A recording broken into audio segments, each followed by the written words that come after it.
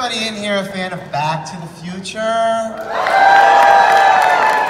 Oh, how lucky I happen to wander into the break panel here. Thank you all for being here. I hope you had a wonderful time at Rhode Island Comic Con this weekend. I'm going to get things going by bringing out your host for this panel. He is a good friend of mine and a great moderator. Ladies and gentlemen, Blake Garris. Thank you, Michael. So I think you just asked, do we have fans of Back to the Future here? Now, all right. The best response we've had all day. So without further ado, Mr. Tom Wilson and Christopher Lloyd.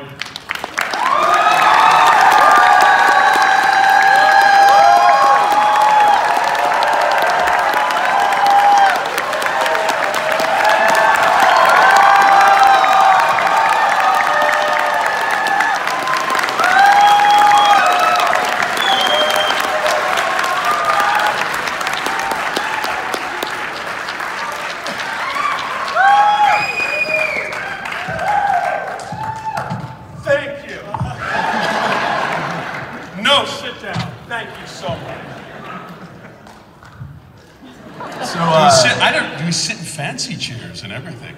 How's Rhode Island treating you guys? You having a good time? Yeah.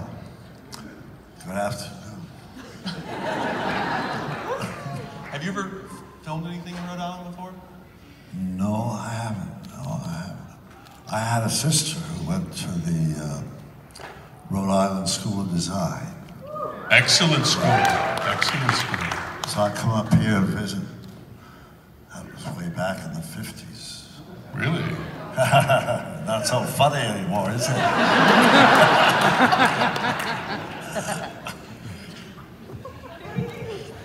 Tom, you ever been to Rhode Island before? I've been to Rhode Island many times. Well, I worked at the comedy clubs here a number of times, and I'm from the East Coast. I mean, I'm from Philadelphia. And so we'd go up to, to Boston and through Rhode Island and through Providence and through, I'm an Eastern Seaboard guy on the Amtrak, up and down. So I've been here many times, always enjoy it very much, very much. I guess we have mics here if anyone has questions, so if you want to start lining up. But can I tell people, when Chris and I met on the movie, Rhode Island plays a very important part of our relationship.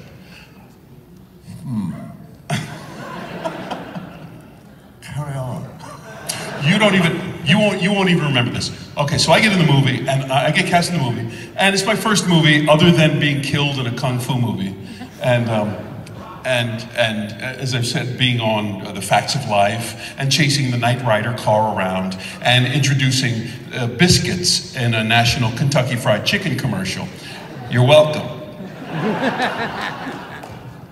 But I got cast in this movie, this Back to the Future movie, and I was trying to be very quiet, and just trying to pay attention, trying to learn film acting with a person like Chris, who's very experienced, and a great actor like him. So I was trying to be quiet, and I was trying to be sedate. And Chris was, a quiet person, paying attention. He had a lot of lines to memorize, a lot of scenes to do, so I was trying to stay out of his way.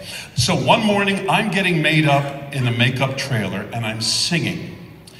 And I'm singing a song about Rhode Island.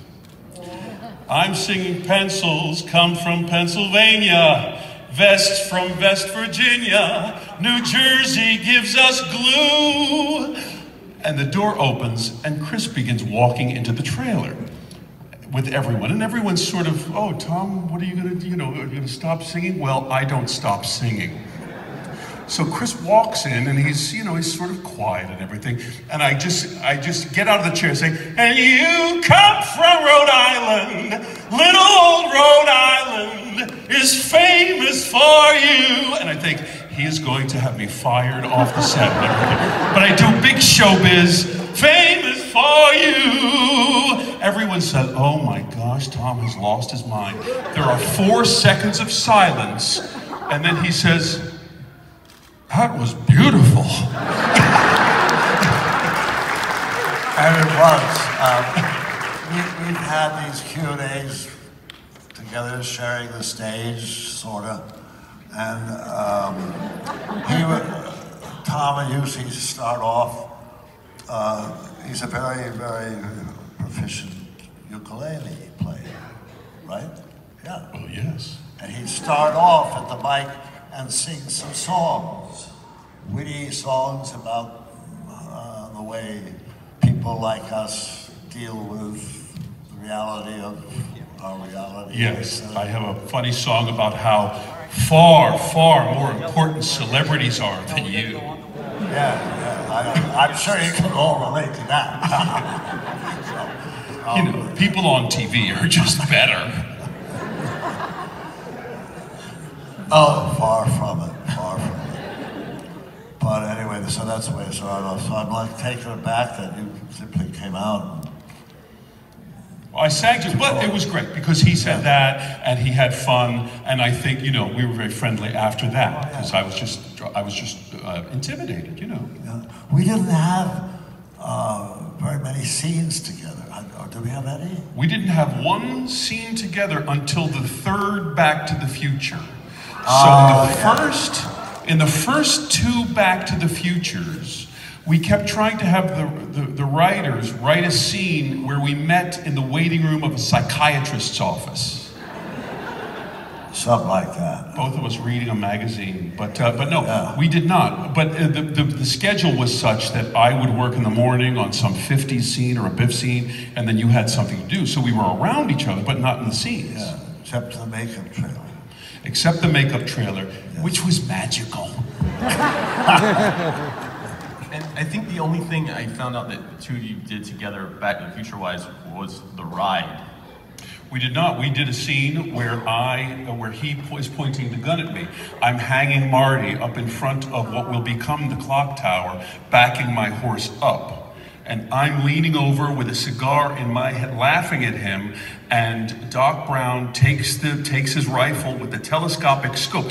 Beautiful shot of you walking, and it's the shot, moving shot, boots up, you see the rifle being cocked and everything, and up into you, and bam, and you shoot the cigar out of my mouth, and say, you know, one more move, Ted, put him down, or, you know, whatever. And then we have the argument about the horse that threw a shoe over a matter of $80. That's the $80. You get a nerd demerit. I was talking about the Universal ride. Was the only thing that just the two of you were a part of. You mean just the two of us? Yeah, I don't think the rest of the cast was just the two of us. We can make it if we try, just the two of us. I suppose that's true, yeah. What was your experience like working on that? Working on what? The ride. The ride? Mm-hmm. The ride was incredible to me. Yeah. I thought it was amazing. I took it 4 or 5 times once consecutively. I just kept doing it. Oh, I couldn't do that. Wow. I was just, what? I couldn't do it. You have, I mean, motion. You remember? I was a little queasy by the time. God bless all kids who come to the park, but sometimes there'd be sick kids from a program and they would come to the park and they would ask Chris or me, could you come and visit Ricky who's not feeling well and do the ride? And there were many kids this one day. And so I did the ride with Ricky, and then you do this motion ride. And I'm not feeling very well after one time. And they go, oh, Tom, you know, Johnny it'd make his life if you could just do the ride with him. Fine, come on, Johnny, we'll do the ride again. Da, da, da, da, da, da, da, da. I'm gonna throw up on a sick kid. I mean, I did the ride about 4 times in a row, and I just said, I have to go home now. Oh, I was sick as a dog. Yes. I did the ride, maybe it was the first time I was there, and with an ex-wife. I just want to be clear about that. The ride broke up your marriage. Well, it was sort of a hint of things to come, perhaps, because we were on it about 3 or 4 times, and then you know what? How many of you have been in that ride or seen it? Yeah, quite a few. Wow. But it was like a DeLorean, except they don't work. Thank you, Tom. So about 14. And about the third or fourth ride, I started flirting with my wife of the time. And it got kind of playful. So you're making out with your wife on the ride? A little bit, yeah. The guys take that, we've finished with that, and the guys taking us on a tour of how this whole thing works. And we went up, and there was a room with about 6 guys, maybe 8, sitting there looking at a simultaneous projection of the ride, of the passengers. There's a camera that they can see the passengers. Ostensibly, if somebody gets sick or tries to jump out or something. I didn't know there's a Christopher Lloyd sex tape.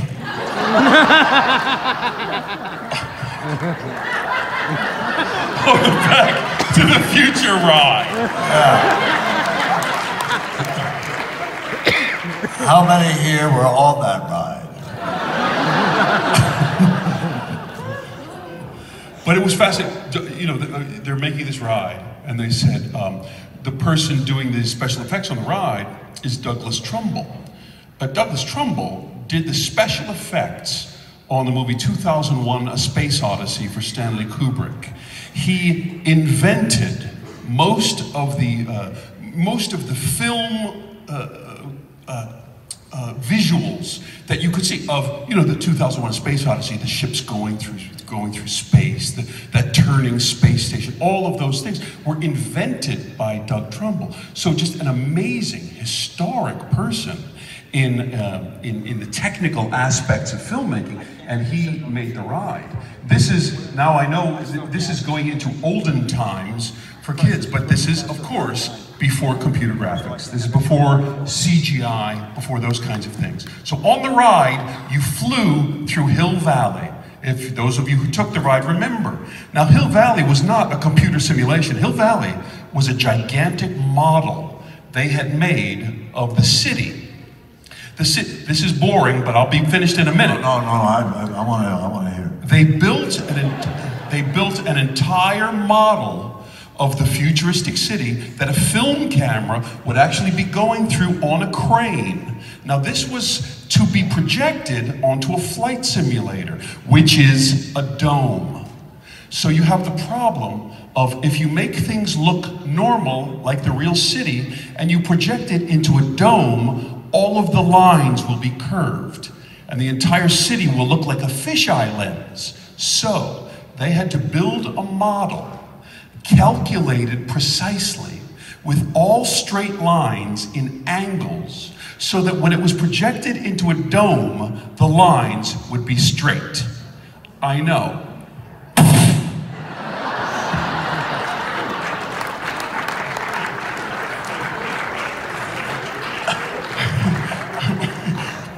But that's what they had to do. That's great. Let's get to some questions. A big Back to the Future fan. Biff is one of my favorite villains of all time. As well he should be.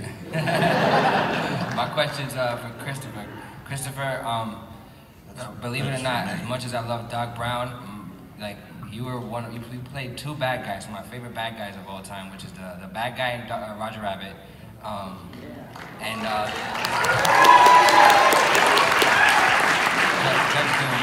and then one of my favorite bad guys was psychologically imprinted in my head as a kid, the bad guy Dennis the Menace. Yeah, so that role is stuck in my head, that image, and as many different times as I've seen you, that image is stuck in my head. So I want to get your thoughts and your feelings on those 2 roles. What was the first one? The first one was Roger Rabbit. Roger Rabbit. Well, I don't know. The character there was a comic strip of the 2 crows, and they are like detectives, and they keep spoiling each other and getting screwed up. Mad Magazine, Spy versus Spy? Yes. Thank you. 2 crows. Two crows. And it's kind of the way, you know, the way the hat was, it wasn't a beak, but I felt like that with that black thing on. And I loved it because it made me feel like I was supposed to look. The other way around, whatever. So that was cool. And on the Dennis the Menace. Dennis the Menace, I got into that, but I have a scene where I'm going through this back alley, you know, where the garbage trucks go in the middle of a pretty high-end neighborhood, and there's a boy sitting on the other side of the fence on his private property who's got an apple, and I come up, I lean over, and I take a big knife, and I stab the apple, and I take it. That boy, for the rest of the run, could not look at me. I'd be out of makeup, out of costume, walking, and he'd be walking up with his mom, and he would completely shrink. Never got over it. He never got over it. And I don't care.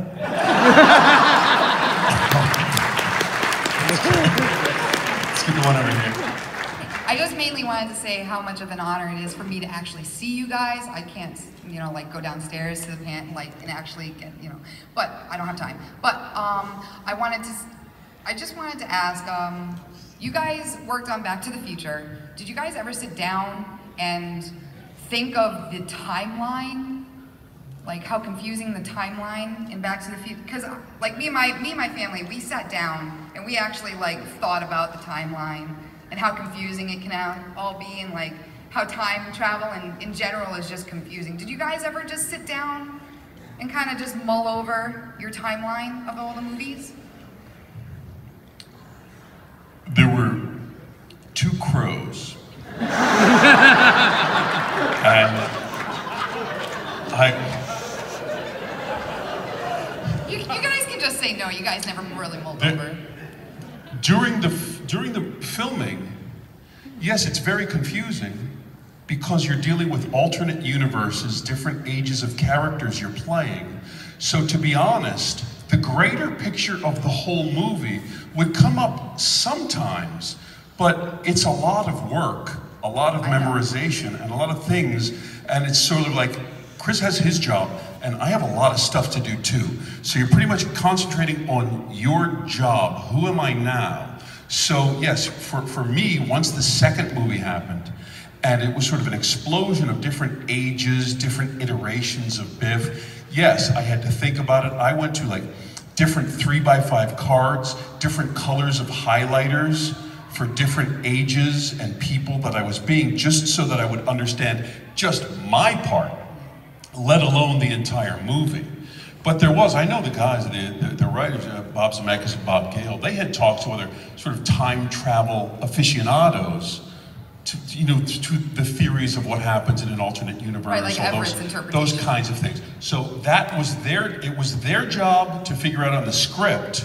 As you guys know, it was mostly his job to explain it to everyone on the screen.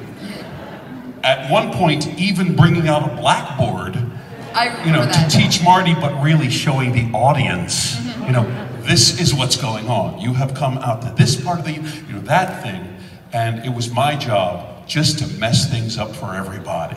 I really enjoyed it. Thank you so much, guys. Question over here.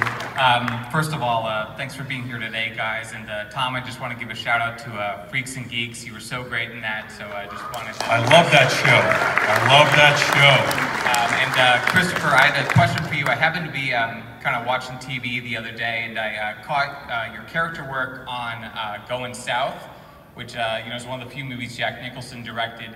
So I just wanted to get your thoughts on that production, and especially working with John Belushi, because I think that was his first time in a movie after SNL.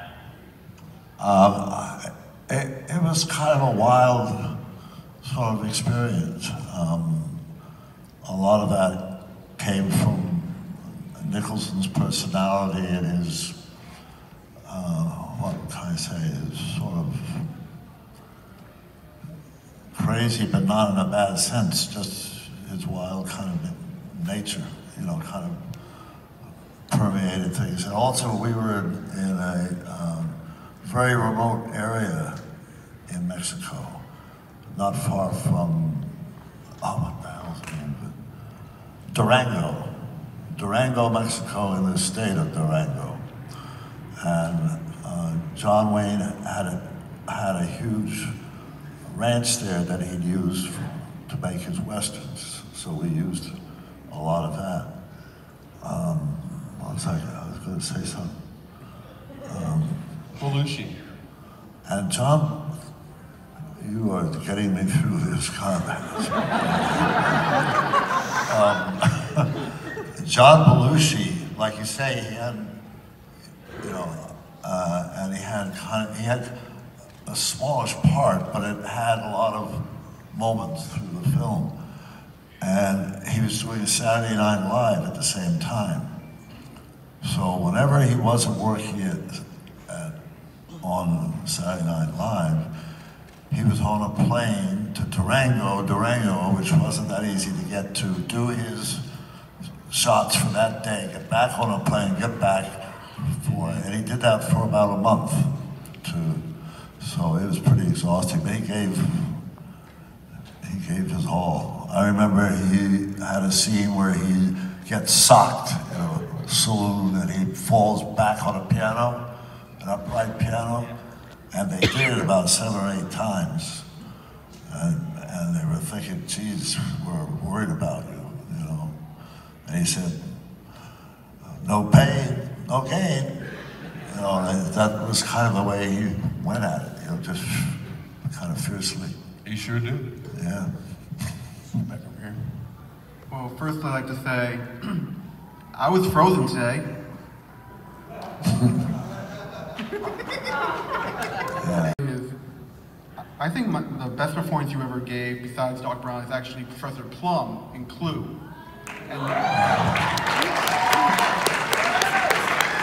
And what did you think about when you actually got the role of Professor Plum? About what? Professor Plum and Clue. Yeah. What about? What was your reaction when they said, we want you to play the professor, we want you to play another doctor? When you got the role, what was your reaction? Of getting Professor Plum? I was just thrilled. It was early on when I was in LA, and I got an offer to do that with those people. I mean, what an incredible company. And I jumped on it. I pleaded for it even after I got it. I've been waiting to be cast in the film version of Parcheesi. Hasn't happened yet. Keep your fingers crossed. You had a fair bit of predictions. What did you think could actually happen in 2015 that they put in the film, and what did you think there's no chance, like Jaws 19?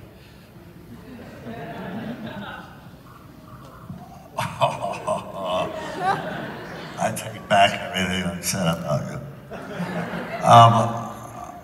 I don't know, it could be, I mean, this whole rift that's going on about inappropriate assaulting of women by certain men. You could lift a lot of stories out of that. You could, from the point of view of the person being, you know,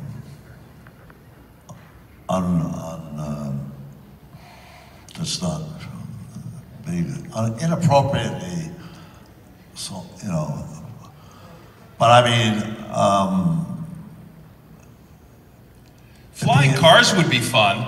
Yeah, I think of a film where the perpetrator, where we really see it from the public, social, personal point of view, and how did he get there? How do you get there? How do you get to there? That, you know, excuse me, I'm going to take off my pants right now, and then I'm going to masturbate. Does anybody have any problem with that at all? Yes! Yes! Let's hear from the other side. Turn away, audience. We're talking about a troubling part of the future now. In fact, I'm afraid to turn around, really. I think, honestly, everyone wants to talk about that, but nothing really. Yes, the Cubs won, but the wrong year. No Jaws 19. I think there are no flying cars because I think it would be the same traffic as we have now, but in the sky. That's exactly what we don't need. You know you'd be in a car. Lady, it's a cloud. You just drive through them. It does not matter. It's a gas. Just she won't go. So you know that we're human beings. We'll figure out a way to mess up the future in our own human ways. But there will also be good things, like, you know, king-size versions of candy bars. That's what we've needed, really, haven't we? Yes, it's a Snickers. No, it's a king-size Snickers. So, I believe the future is whatever you make it. Yes. So make it a good one. Tom, I love your acoustic song, What is Michael J. Fox Like? The question song, yes. Yes, and has Michael J. Fox ever given you feedback on that song? Like I ask him for feedback? Or will there be a song about... Oh, is that okay? Is this song? No. No, I haven't. Michael lives in New York. And I haven't seen him for quite a while.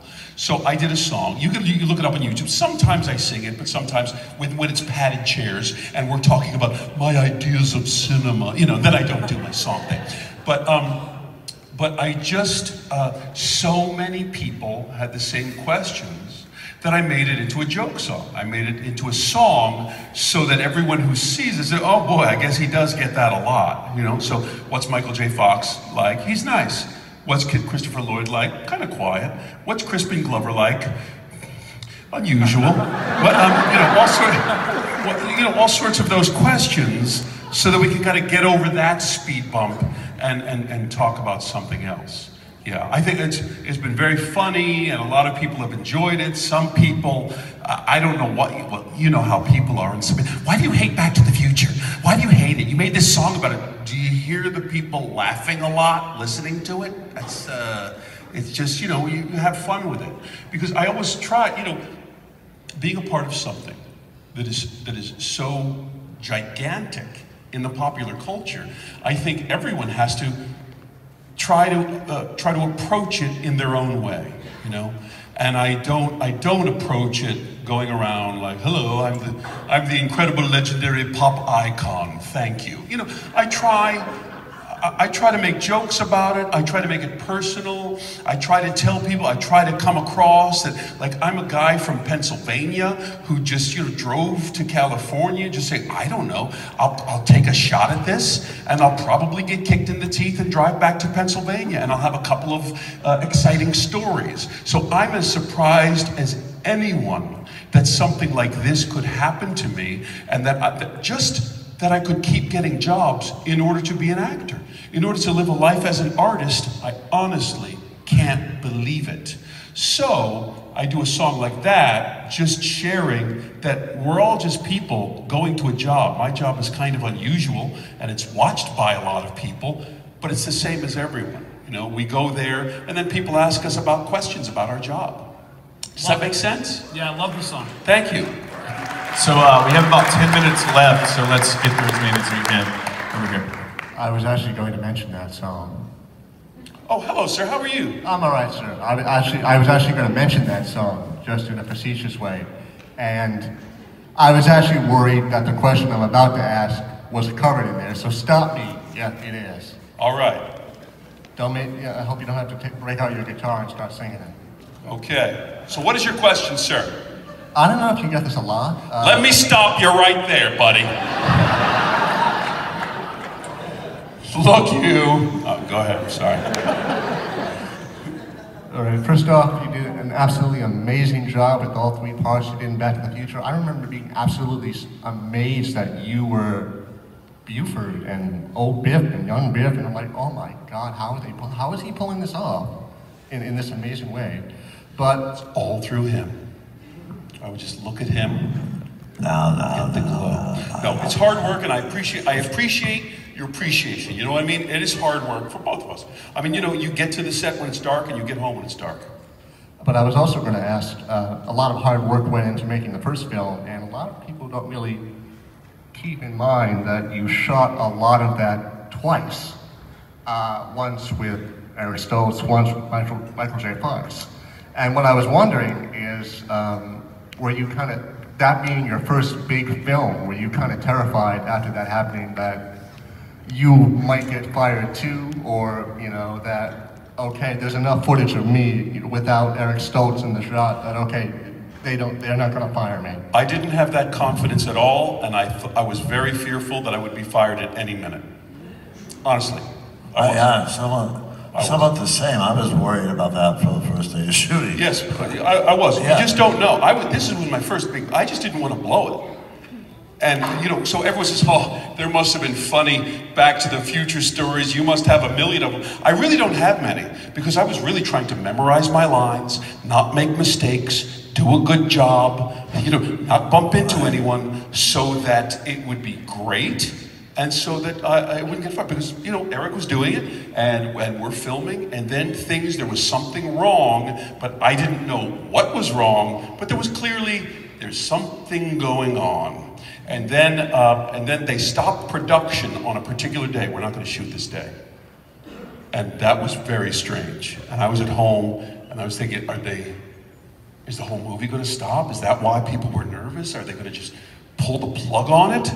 And then Bob Gale, a producer, writer, called me at home and said, Tom, could you come down to the studio? We would like to talk to you. Oh, no. It's me. I'm getting fired. I really thought that. It was the longest drive I've ever taken in my life. I said, Bob, please, just tell me on the phone. We'd like to tell you in person. We'd like to talk to you. I take this long drive, and I'm thinking what we think, you know? Don't blow it, just stand up and say, well, I thank you very much for the opportunity, and then I'll move to Alaska and work on one of those crab fishing boats, I guess. I don't know what to do now. That'll be it, you know? And they took me in and said, we have some bad news. Oh, yes, we've had to fire Eric. It wasn't just, I said, will you say that again? We've had to fire Eric, and we're casting Michael J. Fox, and we're going to go back and redo all these scenes that we've done before. And I said, I get paid for that, right? They said, well, yes. And you'll still have free snacks? You know, yeah, there'll be snacks. Yes! So, and then we did, you know, the weeks of filming again. Yeah, I didn't have foreknowledge that might happen. And I didn't smell it. I just didn't get any sense of it. Eric Stoltz was a good actor. He was acting good. And, you know, I just didn't pick up that there was something wrong, because they wanted somebody with a comic flair. Eric doesn't innately have a kind of a comicness about him, so they had to have Michael. And they'd also tried to get Michael before they started filming Back to the Future 1, but he was tied up with his television show. Yeah, and it didn't seem like it could work out. But when so it was like 1 o'clock in the morning, out at the set in the City of Industry, in the parking lot, and all that beginning stuff happens. And they asked us to come back after lunch, which is 1 a.m. or something like that, and to some place. And everybody was there. Spielberg was there, and blah, blah, blah, you know. And they made the announcement. And I was like, oh my God.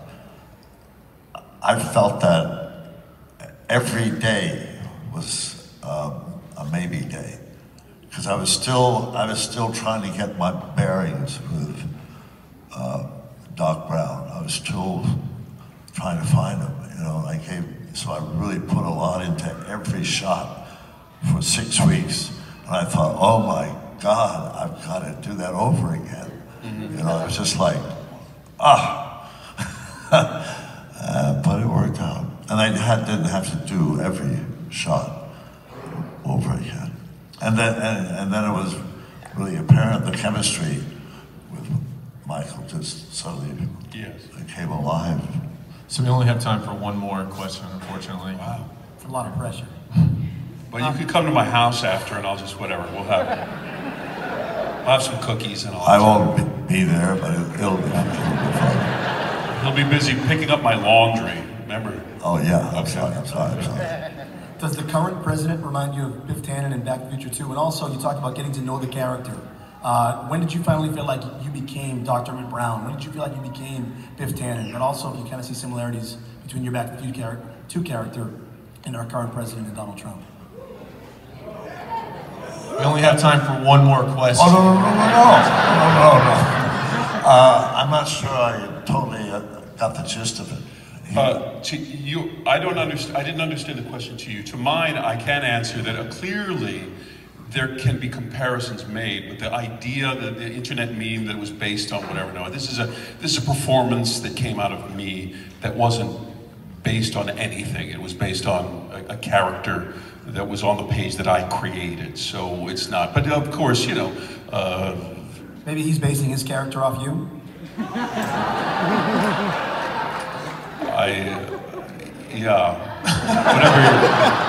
Whatever you think, whatever floats your political boat. I just hate peace, man. That's what I'm into, you know. Peace to everybody. Peace to everybody. I think, you know, we're gonna be fine, you know. I mean, I'm not a fan. We're on a big ship going this way and that way, and boy, everybody's been screaming about us sinking for a long time. So far, we just kind of keep going, you know. I feel he's repeating what we were talking sort of about, this kind of issue at breakfast. Yeah. And you put it the same way, you know.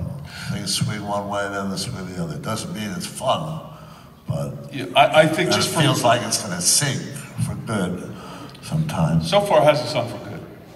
No. You're a grand old flag, you're a high fly.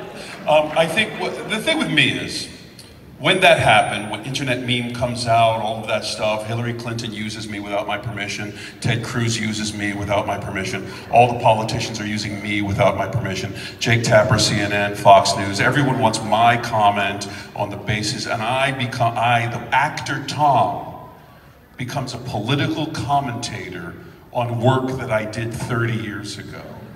And, you know, and I understand the mill, and I understand being grist for the mill, and I understand going into that big Cuisinart of politics, but I'm an artist, you know. I created what I created. It is what it is, and the audience has to do whatever they want. And that question for Christopher Lloyd was, when did you when did you feel like you became Doc Brown? When did you have that character down? Because you played it so well. It sort of came along before the end of the first one. Days went by and I didn't get a tap on the shoulder to tell me I could go home or anything like that. And I felt it must be working. Or they would be asking me to go home. Yeah. Yes. They did it to Eric. You know, could happen to anybody. Well, guys, you'll be at your booth later today as well for the rest of the con, I believe, right? You'll be signing more. Oh. If they have other questions and want your autographs. Yeah, we'll be signing, we'll be talking. No politics, though. No politics. Give it up one more time. Christopher Lloyd.